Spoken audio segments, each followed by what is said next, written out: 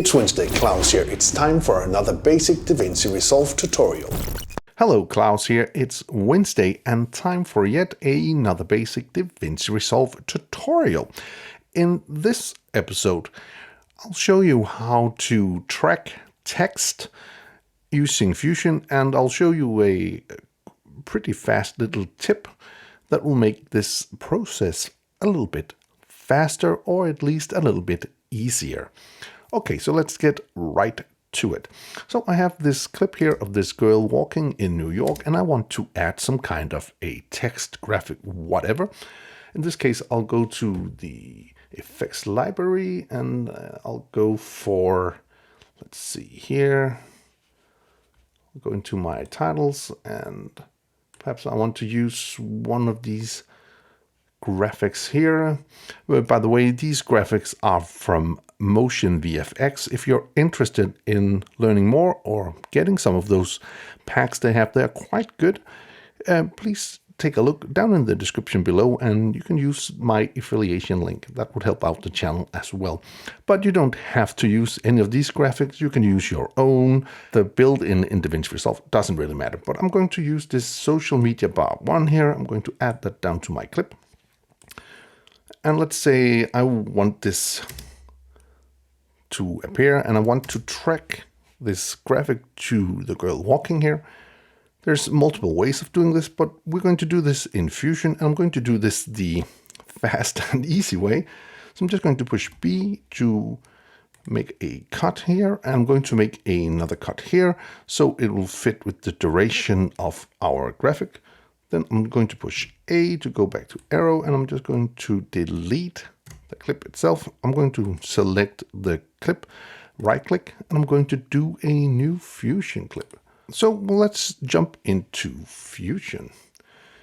So here we have our media in and our media out, and I want to track this. So we need to have a tracker, and you can do this in different ways. Either you could go up to Tools and find Tracking, which is right here. And here we have the camera tracker for 3D, the planar tracker, and a normal tracker. And we're going to use the normal tracker. So this is one way of doing that, but I actually prefer to find the effects I'm using by using another method. So I'm just going to cut that down. I'm just going to push Shift Spacebar, and then I have this select tool coming up, and I'm just going to write track, and it's right here. So I'm just going to select the tracker here, and I'm going to add that down. So now the tracker is in between the media in and the media out. So up here we have our tracker, and I'm going to select a spot which could be good. So I think actually around the sleeve here, around the sleeve where we have this dark corner and we have the skin, is a pretty good place, something like that. So this is the area I'm tracking, and if I can make this bigger or larger right here, this is the search area. So in this case, I think this should be good enough like that. And all I have to do now is to track this in Fusion, and I'll do that by clicking right up here. And we're going to get a track. And again, it's pretty fast. And here we can see all the tracking movements and everything.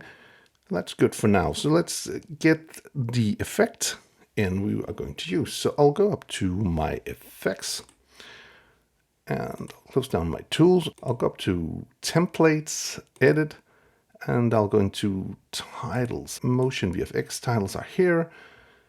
And I was using this social media bar number 1 right here. I'm going to drag that into the grid, and then I'm just going to connect this to the green arrow, which is going to make this the foreground element. Okay, right now nothing is happening. So I'm going to select the tracker, and I'll go into the operations up here in the inspector, and I'm going to change the operation from none to match move. And if we just take a look at it, you can see that it's now tracked and it's at the right spot. However, if I want to change the position and stuff like that, I can go into the social media bar here, and I can go into the controls, and I can change the position, for instance, if I want it to be around here, and then I could scale it a little bit up, and I can go into the edit page, and it'll just run its cache here, and then this is what we have. And we see it is actually sticking to the person here, or to the girl, and that's what I want. So one of the reasons why it's easier to do it in this way instead of just putting the whole clip in, we are going to only do this effect to the portion of the clip we do want to add it in, and so that's the main reason. However, also, if you want to do some changes, go into Fusion, we can go into the note, and we can do the changes, and we don't have to track anything or change anything at all. So, for instance, if you're using the Motion VFX effects, you can, for instance, change the logo to whatever, let's say Instagram, and you could change the text to something else, like that. And as soon as you have changed that, you can go directly back to the edit page, and all this has now been changed in.